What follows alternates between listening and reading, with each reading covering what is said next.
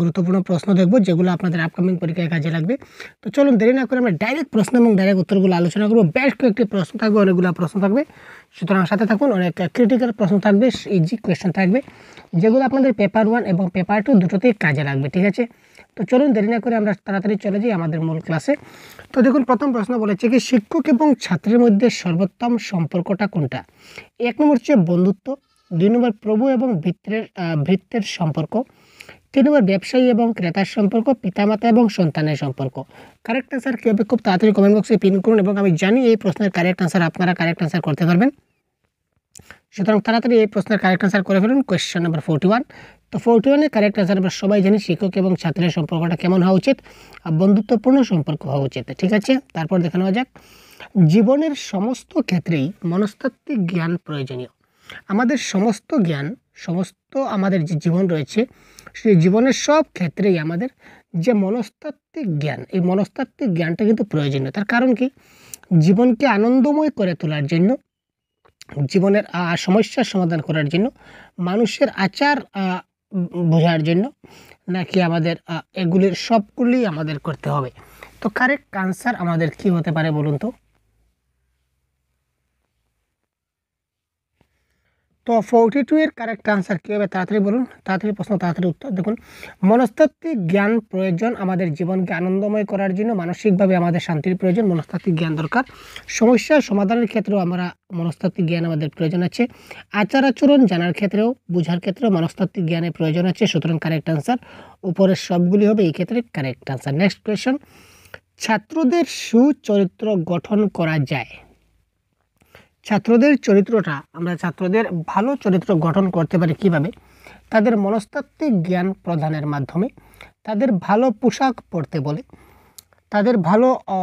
তাদের প্রতি ভালো ব্যবহারের মাধ্যমে, তাদের ভালো গল্প বলে। ছাত্রদের সুচরিত্র,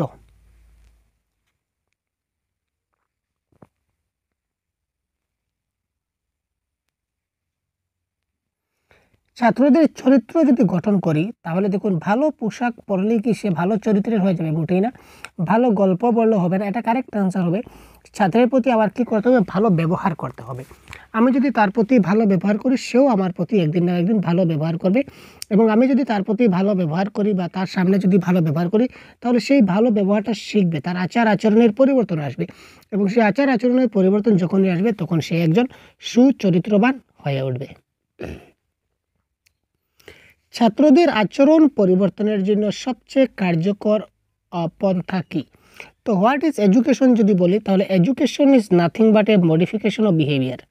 এই কথাটা প্রত্যেক ক্লাসে আমি বলি, কারণ আমার এক স্যার আমাকে শিখিয়েছিলেন, যেটা আমার মাথায় ঢুকিয়ে দিয়েছে, সবসময় এই কথাটাই মনে থাকে যে এডুকেশন, হোয়াট ইজ এডুকেশন, আমাদের স্যার বলেছিলেন যে education is nothing but it's modification of behaviour.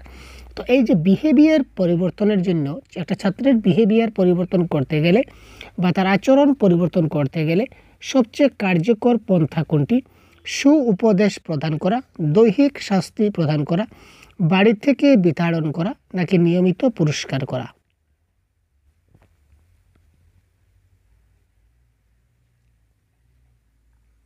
Question number 44। বাড়ির থেকে বিতাড়ন এটা সম্ভব নয়। তারপর দৈহিক শাস্তি প্রদান, পুরস্কার প্রদান করতে পারি, কিন্তু সবসময় পুরস্কার প্রদান এটা হবে না। কারেক্ট আনসার হচ্ছে উপদেশ প্রদান। আমরা যদি তাকে ভালো উপদেশ প্রদান করি তাহলে তার আচরণের পরিবর্তন এখানে আসবে। নেক্সট দেখি, একজন মেধাবী ছাত্র তার পড়াশোনার খরচ মেটাতে পারছে না, একজন শিক্ষক হিসাবে আপনি কি করবেন? তার ফি মুকুব করার ব্যবস্থা করবেন, তার দারিদ্র্য নিয়ে তার সঙ্গে আলোচনা করবেন, তার সঙ্গে কথা বলে তার সমস্যার সমাধানের উপায় খুঁজে বের করবেন, তাকে সাহায্য করার জন্য অন্য শিক্ষকদের অনুরোধ করবেন। Question number 45। 45 দেখুন, এখানে দেখুন সবগুলা পজিটিভ ওয়ার্ড রয়েছে। সমস্যা সমাধানের উপায় বের করব, তারপর আলোচনা করব, তারপর অন্য শিক্ষকদের অনুরোধ করব, সাহায্য করার জন্য সবাইকে বলবো, মানে প্রত্যেকটাতে কিন্তু পজিটিভ ওয়ার্ড যদিও আছে, কিন্তু কারেক্ট আনসার কী হবে দেখি? কী হবে কারেক্ট আনসার ভাবুন তো, একটু দেখুন, একটু মাথা ঘামান, কী বলেছে দেখি।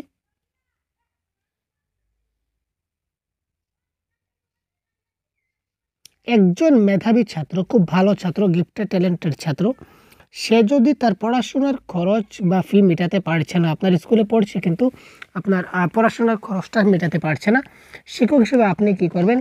দেখুন, যেখানে আলোচনা রয়েছে এটা হবে কারেক্ট অ্যান্সার, আমরা সবসময় বলে থাকি। কিন্তু তার দারিদ্র্য নিয়ে যদি তার সঙ্গে আলোচনা করি তাহলে কি সমস্যার সমাধান হবে? মোটেই না। তার সঙ্গে কথা বলে তার সমস্যার সমাধান, আরে ভাই তার সমস্যাটা হচ্ছে দারিদ্রতা, ঠিক আছে, তার সমস্যার দারিদ্রতা, সে পয়সা করি তার কাছে নাই। তো এই সমস্যার সমাধানের উপায় আমরা খুঁজে কী করে বের করবো, সেটা এতটুকু ডিপলি যাওয়ার চেষ্টা করতে নেই। তাকে আমাদের কাজে পাঠাতে হবে, তখন টাকা আসবে, সে যদি কাজেই চলে যায় তাহলে পড়াশোনা হবে কী করে, ইত্যাদি ইত্যাদি কথা। তাকে সাহায্য করার জন্য ইউনিভার্সিটিকে অনুরোধ করবো, সেটা কোনো কথা হলো কারেক্ট অ্যান্সার। সে আমার স্কুলে পড়ছে, তার ফিটা যদি আমি মুকুব করে দেই তাহলে তো সব বেজাল খতম হয়ে গেল। তাই শিক্ষক হিসেবে আপনি তার যত ধরনের ফি আছে আমার স্কুলে, সব ফিটা যদি আমি তার জন্য মুকুব করে দিই, সব ধরনের ফি, স্কুলে যত ফিস আছে সবগুলো যদি মুকুব করে দিই, সবগুলো যদি তার জন্য ফ্রি করে দিই তাহলে তার সমস্যা সমাধান হয়ে গেল। সুতরাং এই ক্ষেত্রে option number 1 is the right answer. শিক্ষার জন্য সমীক্ষার ক্ষেত্রে নিচের কোনটি ব্যবহৃত হয়? অর্থাৎ শিক্ষার জন্য সমীক্ষা অর্থাৎ এডুকেশনাল সার্ভে।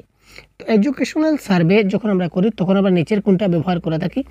পরীক্ষা করি, কোয়েশনারি মানে প্রশ্নসূচি, নাকি সাক্ষাৎকার, নাকি এরপরের সবগুলি? যখন আমরা এডুকেশনাল সার্ভে করি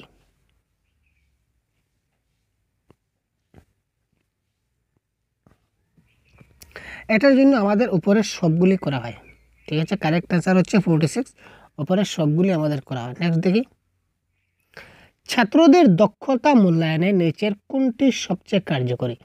সাপ্তাহিক পরীক্ষা, মাসিক পরীক্ষা, সেমিস্টার পরীক্ষা, নাকি বার্ষিক পরীক্ষা?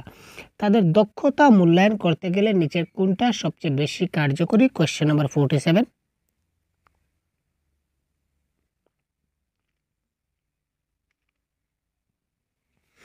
তো এখানে দেখুন কারেক্ট আনসার এই ধরনের অপশন আপনাদের আসবে না।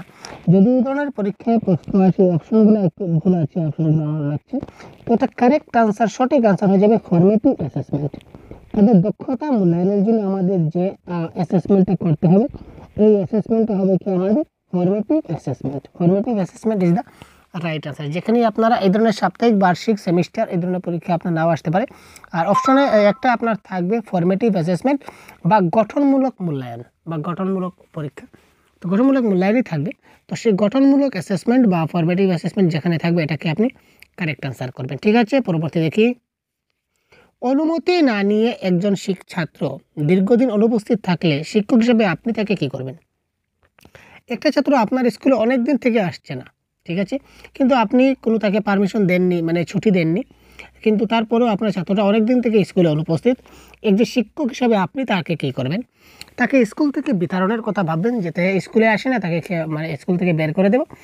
তারপর বিষয়টিকে গুরুত্ব দেবেন না, আর স্কুলে আসছে না কোনো ব্যাপার নেই। অভিভাবককে বিষয়টা জানাবো, তার সম্বন্ধে অন্য ছাত্রদের থেকে খোঁজখবর নেবেন। প্রথম প্রাথমিক কর্তব্য হিসাবে আপনার করণীয় দায়িত্ব কী হবে?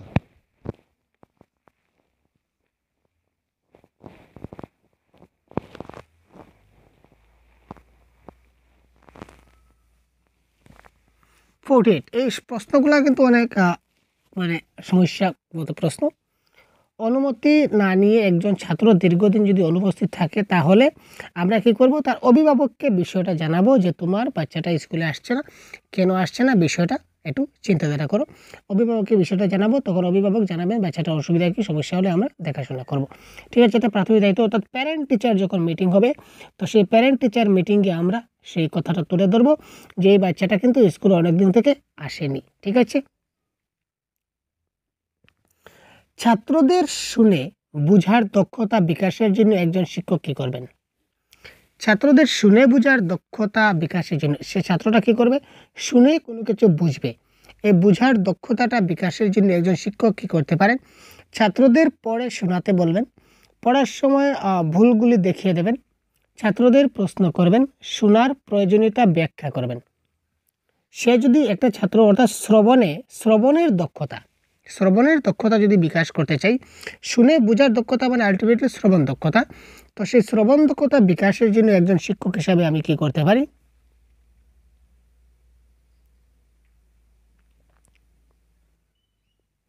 ছাত্রদেরই পড়ে শোনাতে বলবেন যে আমি পড়ার পর তোমরা পড়বে। যখন আমি বলবো যে আমি পড়ার পর তোমরা পড়বে, তার মানে আমি যখন পড়বো তখন তারা জিনিসটা খুব ভালো করে শুনবে, যে স্যার কী পড়ছেন সেই জিনিসটা তো আমাকে আবার পড়তে হবে, তার মানে আমার আবার ভালো করে জিনিসটা কী করতে হবে, শুনতে হবে। তো কারেক্ট আনসার ছাত্রদের পড়ে শোনাতে বলবেন, it is the right answer.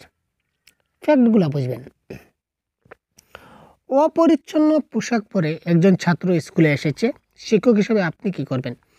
অপরিচ্ছন্ন পোশাক পরিচ্ছদ পরে, অর্থাৎ কাপড়গুলো যে সে যে কাপড় চোপড় পরে এসেছে সেগুলো পরিষ্কার নয়, অপরিষ্কার বা অপরিচ্ছন্ন স্কুলে এসেছে। এবার শিক্ষক হিসাবে আমি কি করব?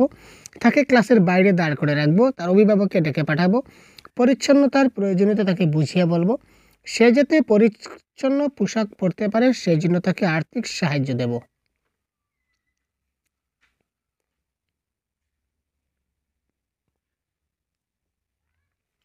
এটা কারেক্ট আনসার হবে option number C. Option number C হবে, কেননা তাকে যদি আমি প্রয়োজনীয়তার পরিষ্কার পরিচ্ছন্নতার প্রয়োজনীয়তা যদি তাকে বোঝাই, সে যদি ভালো করে বুঝতে পারে যে পরিষ্কার পরিচ্ছন্ন থাকার কেন মানুষ পরিষ্কার পরিচ্ছন্ন থাকতে চায় বা তার কী প্রয়োজনীয়তা রয়েছে, যদি সেই জিনিসটা ভালো করে বুঝতে পারে, তাহলে সে পরের দিন থেকে সে আর অপরিচ্ছন্ন থাকবে না, সে পরিষ্কার পরিচ্ছন্ন হয়ে স্কুলে আসবে। কিভাবে ছাত্রদের কবিতা শেখানো উচিত? Great point. কিভাবে ছাত্রদের কবিতা শেখানো উচিত? তাড়াতাড়ি প্রত্যেকটা প্রশ্নের আনসার আপনারা কমেন্ট বক্সে জানাবেন। আমরা তো খুব তাড়াতাড়ি ক্লাস শেষ করছি, কারণ কম সময়ে অনেকগুলো প্রশ্ন আজকে আমরা দেখাবো, তাই আমরা চেষ্টা করছি যত তাড়াতাড়ি সম্ভব হয় ক্লাসটাকে প্রশ্নগুলোকে শেষ করার। তো তারপরও আপনারা মানে আমাদের সঙ্গে সঙ্গে খুব তাড়াতাড়ি কমেন্ট বক্সে আপনারা টাইপ করুন কারেক্ট আনসার কী হতে পারে। ছাত্রদের কবিতা শেখানো উচিত কিভাবে? ছাত্রদের কবিতার ছন্দ অনুযায়ী সুর করে পড়ার মাধ্যমে ছাত্রদের আনন্দ দেয় এমন করে কবিতা পড়ে। কবিতা পড়ার সময় কঠিন শব্দগুলির অর্থ ব্যাখ্যা করে। কবিতা শেখানো উচিত কিভাবে?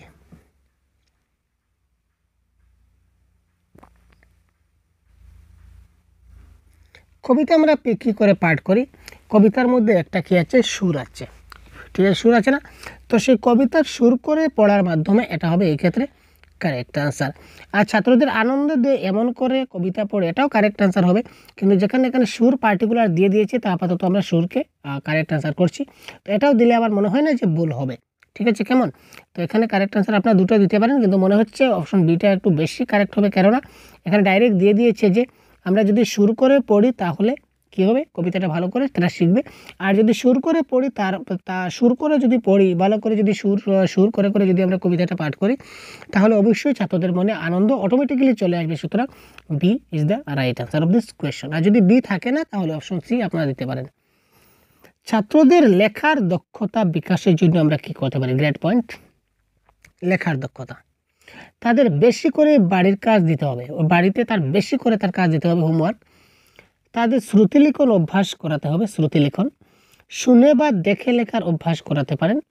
ছাত্রদের লিখতে উৎসাহিত করতে হবে এবং তারা যাতে লিখে সেজন্য তাদের দিয়ে শপথ করিয়ে নিতে হবে। Question number 52।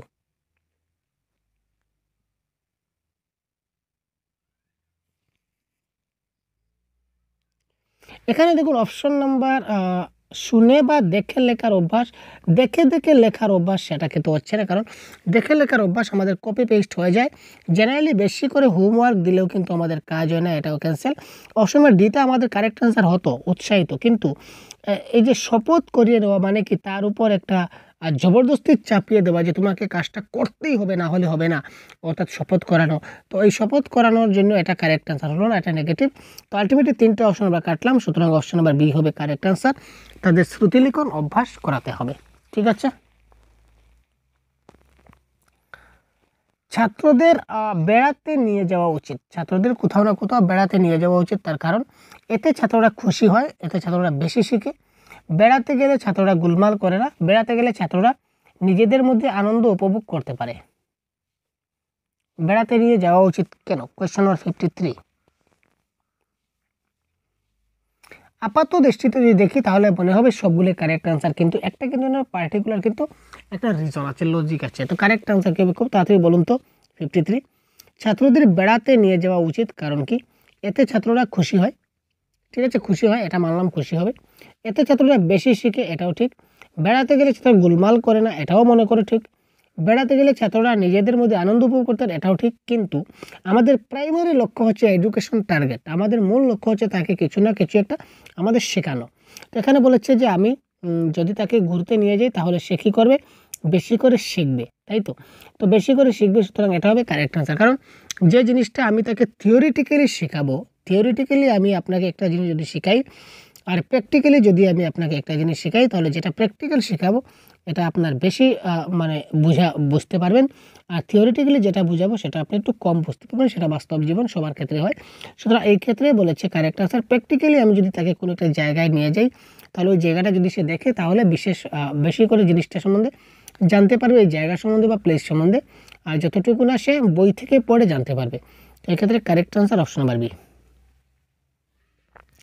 শিক্ষক চেষ্টা করবেন ক্লাসে ড্যাশ পরিবেশ বজায় রাখতে, বন্ধুত্বপূর্ণ, সহযোগিতাপূর্ণ, গণতান্ত্রিক, এগুলির সবগুলি। ক্লাসে সবসময় কী ধরনের পরিবেশ থাকতে হবে? ক্লাসে সবসময় বন্ধুত্বপূর্ণ পরিবেশ থাকতে হবে, একজন ছাত্রের সঙ্গে একজন শিক্ষকের বন্ধুত্বপূর্ণ সম্পর্ক থাকতে হবে, সহযোগিতামূলক থাকতে হবে, ঠিক আছে, কোঅপারেটিভ, একজন আরেকজনকে সাহায্য সহযোগিতা করবে, যেটাকে বলা হয় আমাদের পিয়ার লার্নিংয়ের মধ্যে চলে আসছে পিয়ার লার্নিং। তারপর গণতান্ত্রিক, সবার একটা ডেমোক্রেসি রাইট আছে, সবাই সবার মতো করে কিছু একটা কথা বলতে পারে, সবাই সবার মতো করে কিছু একটা করতে পারে, ঠিক আছে, যে গণতান্ত্রিক। সুতরাং উপরের সবগুলি হবে এই ক্ষেত্রে কারেক্ট আনসার। শ্রেণীকক্ষে একটি ড্যাশ শিক্ষকের জন্য অবশ্য প্রয়োজনীয়। শ্রেণীকক্ষে একটা টেবিল, একটা ব্ল্যাকবোর্ড, একটা চেয়ার, একটা ছড়ি, কোনটা সবচেয়ে বেশি প্রয়োজন একজন শিক্ষকের জন্য? শ্রেণীকক্ষে টেবিল না হলে হবে, শিক্ষক পড়াতে পারবেন।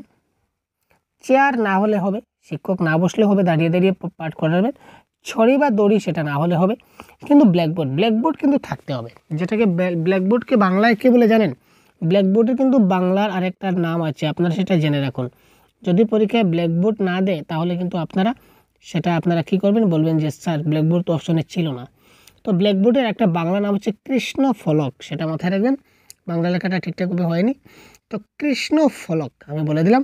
তো ব্ল্যাকবোর্ডের একটা বাংলা নাম আছে কি বললাম, কৃষ্ণ ফলক, সেটা মাথায় রাখবেন। তো শ্রেণীকক্ষে একটা কৃষ্ণ ফলক থাকা আমাদের জন্য অবশ্যই প্রয়োজনীয়। শিশুদের আচরণ নিয়ে চর্চার সর্বোত্তম পদ্ধতি কোনটি? কোন পদ্ধতির মাধ্যমে আমরা শিশুদের আচরণ নিয়ে চর্চা করতে পারি? Inspection method, practical method, interview method, personal study method. Correct answer কী হবে? 56। এটা কারেক্ট আনসার হবে কি ব্যক্তিগত চর্চা পদ্ধতি বা পার্সোনাল স্টাডি মেথডের মাধ্যমে, অর্থাৎ পার্সোনালি তাকে আমি যদি স্টাডি করি তাহলে তার আচরণ সম্বন্ধে জানতে পারবো, ঠিক আছে না? শিশুর ক্ষেত্রে বিকাশ শব্দটির অর্থ কি? একটা শিশুর ক্ষেত্রে যদি বলি বিকাশ বা ডেভেলপমেন্ট, তো একটা শিশুর ক্ষেত্রে ডেভেলপমেন্ট শব্দের অর্থ কোনটি? ফলাফল সংক্রান্ত পরিবর্তন, পরিমাপ সংক্রান্ত পরিবর্তন, এ এবং বি দুটাই কোনোটাই নয়। Question number 57।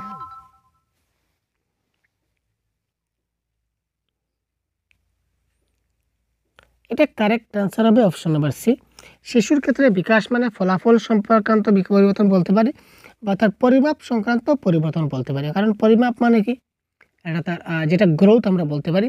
তো গ্রোথ কিন্তু আমাদের বিকাশের মধ্যে চলে আসে, সুতরাং এ এবং বি উভয় হবে এই ক্ষেত্রে কি কারেক্ট আনসার। একটি শিশুর সামাজিক বিকাশ বলতে বোঝায়, একটা শিশুর সামাজিক বিকাশ অর্থাৎ সোশ্যাল ডেভেলপমেন্ট বলতে বোঝায় কি সমাজের শিশুর বিকাশ, গোষ্ঠীর মধ্যে একটি শিশুর মানিয়ে নেওয়া, ভালো সমাজে ভালো কাজ করা হয় এই তত্ত্ব। একটা শিশুর সোশ্যাল ডেভেলপমেন্ট বলতে আমরা কি বুঝি? সমাজে ভালো কাজ হয় এই তত্ত্ব, এখানে কোনো তত্ত্ব আসছে না। আর ভালো সমাজ এটা কোনো কথা নয়, সমাজে শিশুর বিকাশ আলটিমেটলি প্রশ্নের কথায় বলা হয়েছে। আর কারেক্ট অ্যান্সার হচ্ছে একটা সমাজ বা একটা গোষ্ঠীর মধ্যে একটা শিশু যাতে মানিয়ে নিতে পারে, একটা শিশুর মধ্যে একটা শিশু যদি মানিয়ে নেয়, একটা সমাজে যদি একটা শিশু যদি মানিয়ে নেয়, সমাজের সব কিছু সে বুঝতে পারে, শিখতে পারে, তাহলে আমরা জানতে পারে, তাহলে আমরা বুঝে নেব যে শিশুর সামাজিক বিকাশ হয়ে গেছে। সুতরাং অপশন নাম্বার বি এই ক্ষেত্রে correct answer, option number B.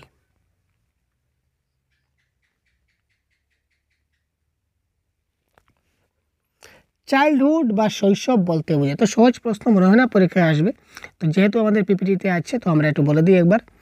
তো আপনারা যারা জানেন তাড়াতাড়ি বলুন তো ভাই।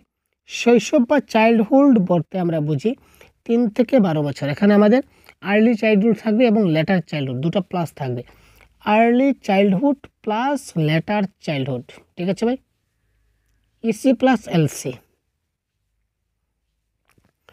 কোন সময়ে শিশুরা আবদ্ধ জ্ঞান লাভ করে?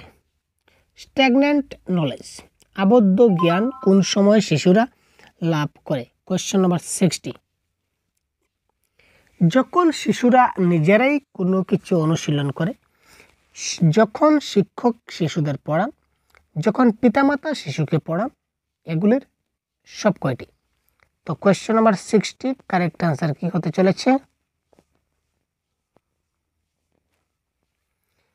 শিশুরা যখন নিজেরাই কোনো কিছু অনুশীলন করে তখন সেটাকে কি বলা হয়? আবদ্ধ জ্ঞান বলা হয়। নেক্সট, অভ্যাস বা হ্যাবিট বলতে কি বোঝায়? দেখুন একদম মানে ছোট ছোট প্রশ্ন, কিন্তু প্রশ্নগুলো কিন্তু অনেক ট্রিকি প্রশ্ন। অভ্যাস বা হ্যাবিট বলতে কি বোঝায়? কোনো কাজ বারবার করা, একটি স্বয়ংক্রিয় পদ্ধতি, এ এবং বি উভয়ই, অর্থাৎ কোনোটি নয়। এটা correct answer option number C, A এবং বি উভয়ই। কারণ অভ্যাস মানে হ্যাবিট মানে একটা কাজ যদি আমরা বারবার করি এটা আমরা অভ্যাস বলতে পারি। একটি স্বয়ংক্রিয় পদ্ধতি অর্থাৎ যে অভ্যাসটা করি সেটা আমি কিন্তু নিজে করি, এটা নিজে করার একটা পদ্ধতি, এটাও ঠিক। সুতরাং অপশন নাম্বার এ এবং বি উভয়ই কারেক্ট। একজন শিক্ষক কিভাবে ছাত্রদের দক্ষতার পরিমাপ করবেন? একজন শিক্ষক কিভাবে ছাত্রদের দক্ষতার পরিমাপ করবেন? ছাত্রদের পরীক্ষা নিয়ে, ছাত্রদের প্রশ্ন করার মাধ্যমে, ছাত্রদের বিভিন্ন কাজের খতিয়ান পর্যালোচনা করে, ছাত্রদের অভিভাবকদের সঙ্গে কথা বলে।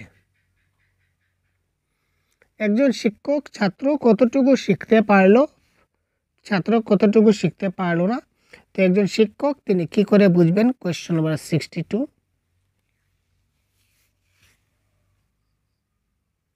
কীভাবে কারেক্ট আনসার তাড়াতাড়ি কমেন্ট করুন। এখানে দেখুন আমার ছাত্র কতটুকু শিখছে, কতটুকু বুঝতে পারছে, তার কতটুকু দক্ষতা অর্জন হয়েছে, এটা তার অভিভাবকদের সঙ্গে কথা বলে কি কাজে লাগবে সেটা কথা নয়। পরীক্ষা শব্দটা নেগেটিভ, এটা কেটে দিলাম। তাদের প্রশ্ন করার মাধ্যমে, এটা কেটে দিলাম। কারণ কেন কাটলাম? কারণ এখানে রয়েছে কি তার বিভিন্ন কাজের খতিয়ান পর্যালোচনা করতে হবে। শুধু তার একটি মাধ্যম আমাদের দেখলে হবে না, বিভিন্ন মাধ্যম ডাইভার্স সিস্টেমে তাকে আমরা দেখতে হবে। মাল্টি ট্যালেন্টের যেটা রয়েছে এই জিনিসগুলো দেখতে হবে। ছাত্রদের বিভিন্ন কাজের খতিয়ান পর্যালোচনা করে একজন শিক্ষক তার দক্ষতার পরিমাপ করবেন, এটা হবে কি কারেক্ট আনসার। কিভাবে একজন শিক্ষক ছাত্রদের সঠিক বা প্রকৃত জ্ঞান লাভ করাতে পারেন?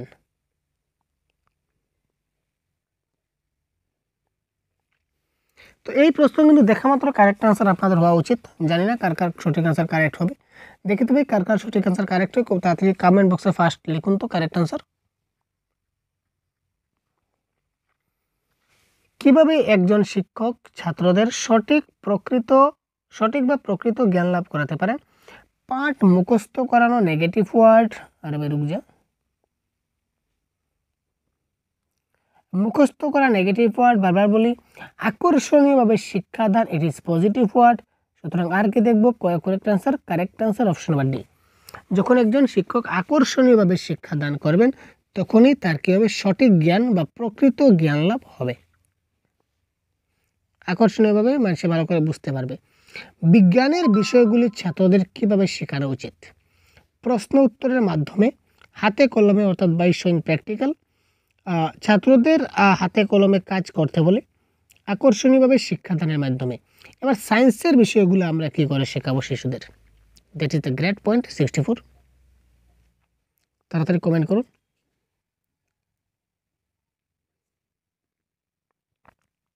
দেখুন আমরা একটা কথা জানি, আমাদের মেইন পজিটিভ ওয়ার্ড কি? Hands on experience. আমরা পড়েছি তো হ্যান্ডস অন এক্সপিরিয়েন্স হচ্ছে আমাদের কি মোস্ট পজিটিভ ওয়ার্ড। তো যেখানে হ্যান্ডস অন এক্সপিরিয়েন্স থাকবে আমরা কোথায় যাব, আমরা কোনো কোথাও যাওয়ার আমাদের প্রয়োজন নেই।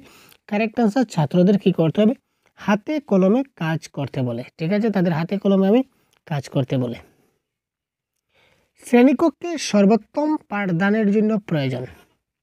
শ্রেণীকক্ষে সবচেয়ে ভালো যদি পাঠদান হয় তো সেই পাঠদান দিতে গেলে কিসের প্রয়োজন হবে, সঠিক পরিবেশ, ছাত্রদের অনুসরণা, তারপর হচ্ছে প্রাজ্ঞ শিক্ষক, না হচ্ছে উপরের সবগুলি। তা আমরা বুঝতেই পারছি সর্বোত্তম পাঠদান সবচেয়ে ভালো যদি আমি টিচিং করতে চাই তাহলে উপরের সবগুলো লাগবে। সঠিক একটা পরিবেশ লাগবে, ক্লাসরুম সিচুয়েশন লাগবে, একটা এডুকেশন এনভায়রনমেন্টের প্রয়োজন হবে, ছাত্রদের অনুসন্ধিৎসা, ছাত্র তেমন হতে হবে, তাদের জিজ্ঞাসা, তাদের জানার মতো তারা উৎসাহ থাকতে হবে, মোটিভেটেড স্টুডেন্ট থাকতে হবে, তারপরে একজন ভালো দক্ষ প্রাজ্ঞ শিক্ষক থাকতে হবে যিনি ভালো পাঠদান দিতে পারেন। সুতরাং উপরের সবগুলি অপশন বা ডি, এই ক্ষেত্রে আমরা বলতে পারি D is the right answer. কয়েকজন ছাত্রকে কতগুলি প্রশ্ন করা হলো এবং তারা সেগুলির উত্তর দিতে পারল না, শিক্ষক কী করবেন? দেখুন বড় ক্রিটিক্যাল কোয়েশ্চেনগুলো। কয়েকজন ছাত্রকে শিক্ষক কয়েকটি প্রশ্ন করলেন কিন্তু সেগুলোর উত্তর ছাত্ররা দিতে পারলো না। তো এজ এ শিক্ষক তিনি কী করবেন, প্রশ্নগুলির উত্তর দিয়ে দেবেন, অন্য ছাত্রদের প্রশ্নগুলি জিজ্ঞাসা করবেন, ছাত্রদের প্রশ্নগুলির উত্তর খুঁজে বের করতে সাহায্য করবেন, ছাত্রদের শাস্তি দেবেন।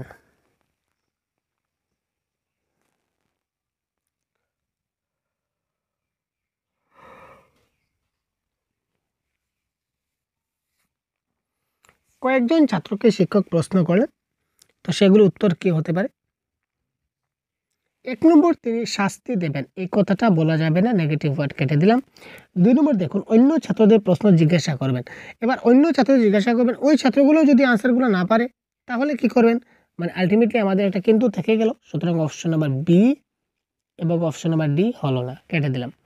প্রশ্নগুলোর উত্তর দিয়ে দেবেন, প্রশ্নগুলোর উত্তর দিয়ে দেবেন আর ছাত্রদের প্রশ্নগুলোর উত্তর খুঁজে বের করতে সাহায্য করবেন।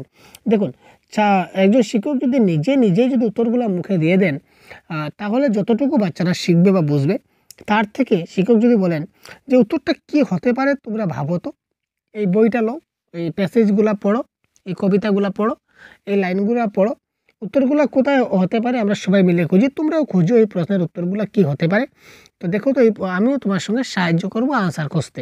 তো এইভাবে ছাত্র যখন অ্যাক্টিভলি যখন হ্যান্ডস অন এক্সপিরিয়েন্সের মাধ্যমে আনসারটা খোঁজার চেষ্টা করবে বা একটু বই থেকে, শিক্ষক সাহায্য করবেন এবং যখন সে ফাইনালি উত্তরটা পাবে তখন সে বুঝে যাবে যে উত্তরটা এই করে আমার কী করতে হয়, বের করতে হয়।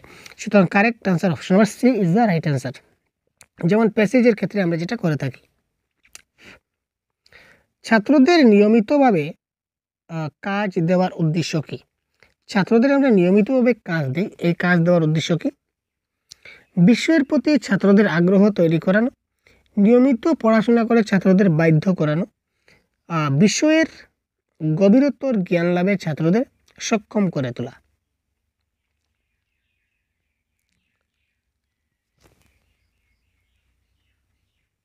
এটা কারেক্ট আনসার হচ্ছে অপশন নাম্বার ডি, উপরের সবগুলি।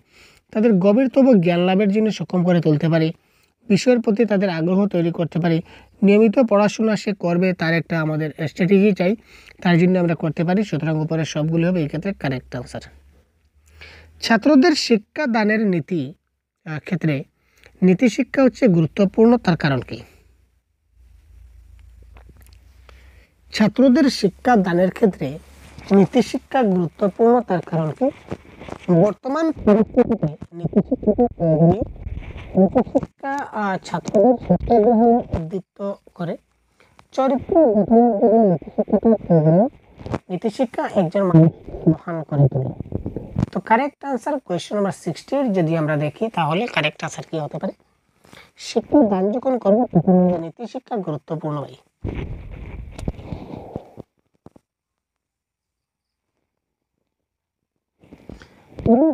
যে আমরা যে মূল শিক্ষা দিই, শিক্ষার উদ্দেশ্য শিক্ষার মূল উদ্দেশ্য হচ্ছে আচার আচরণ পরিবর্তন করা। তো আচার আচরণ হলো সেখানে চরিত্র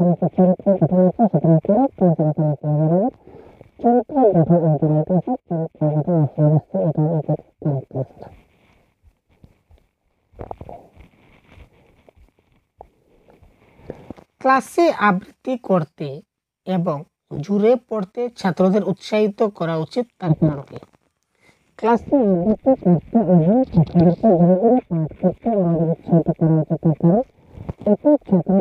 লাজুক ভাবটা কেটে যায়, শিক্ষক এবং অন্য ছাত্ররা তার পড়াটা শুনতে পায়, পাঠের অর্থ এভাবে পড়ার সময় শিক্ষকের পক্ষে বুঝিয়ে দেওয়া সম্ভব হয়, এতে উচ্চারণের ভুল ত্রুটিগুলো শুধরে দেওয়া যায়। পড়তে বা জোরে জোরে পড়লে তাকে আমরা উৎসাহ করি, উৎসাহিত করি যে তুমি উৎসাহিত করি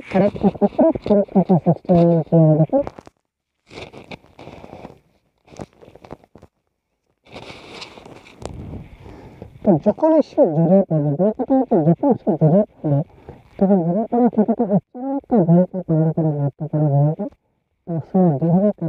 এতে তার উচ্চারণের ভুল ত্রুটিগুলো আমরা শুধরে দিতে পারি। তারপর দেখি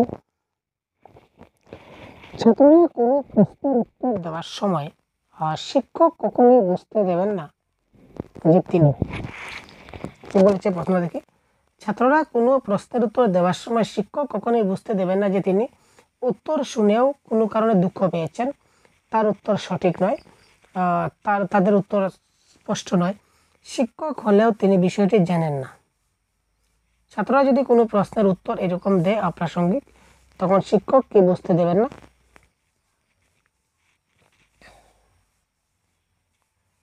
অর্থাৎ তিনি বুঝতে দেবেন না যে উত্তরটা শুনে তার মনে খুব দুঃখ লাগলো, এরকম মনোভাব শিক্ষক করবেন না। ঠিক আছে, তো এই প্রশ্নের কারেক্ট আনসার কী হবে এটা আপনারা কমেন্ট বক্সে জানান, এবং পরবর্তী পার্টে আমরা বাকি প্রশ্নগুলো